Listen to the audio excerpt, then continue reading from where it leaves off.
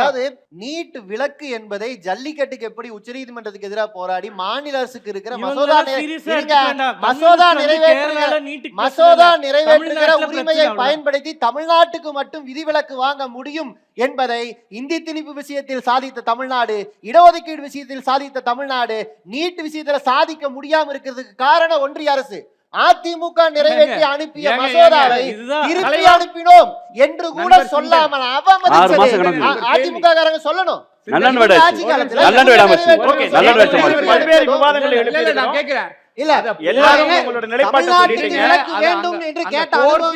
புரட்சி தலைவி அம்மா தீர்ப்பை வாங்கிட்டு திமுக கிட்ட அப்பீல் போகாதீங்க, காங்கிரஸ் அப்பீல் பண்ணப்ப போகாதீங்க, தீர்ப்பு காங்கிரஸ் அப்பீல் பண்ணல சார், நளினி சிதம்பரம் தான் அப்பீல் பண்ணாங்க. நளினி சிதம்பரம் பார்ட்டியில் இருக்காங்களா?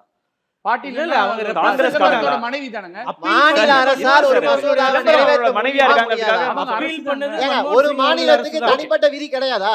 தமிழ்நாட்டுக்கு அலுவல் மொழி சட்டம் எப்படி? நாங்க ஒரு தீர்ப்பு வாங்கி கொடுத்துட்டு அமைதியா உட்கார்ந்துட்டோம். இல்ல அமைதியா உட்கார்ந்துட்டீங்க.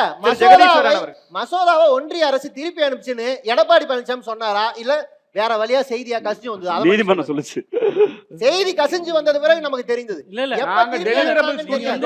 பேசிட்டு மட்டும் இருக்காங்க. என்ன டெலிவரி? உங்களோட பேனல்ல உட்கார்ந்திருக்க இன்னொரு கெஸ்ட் தான் ஜெகதீஸ்வரன். அவர் அரை மணி நேரம் பேசலங்க போது உங்களுக்கு அதுல அவங்க வந்து கட்சி அடமானம் வச்சிட்டாங்கன்னு சொன்னா இப்போ கேரளாலயும் இதே மக்கள் தான் இருக்காங்க. இல்ல இன்னொரு டாபிக் போறீங்க, மறுபடியும் எல்லாரும் டிஸ்கஸ் பண்ண வேண்டிய வரும். அதுக்கு முன்னாடி அவர்ட்ட ஒரு கருத்து வாங்கிட்டு வரலாம். கம்யூனிஸ்ட் அரசுக்கு கேரளால இல்லாத பிரச்சனை இங்க கம்யூனிஸ்டுக்கு ஏன் வருதுன்னா அவங்க கட்சி அடமானம் வச்சிட்டாங்க.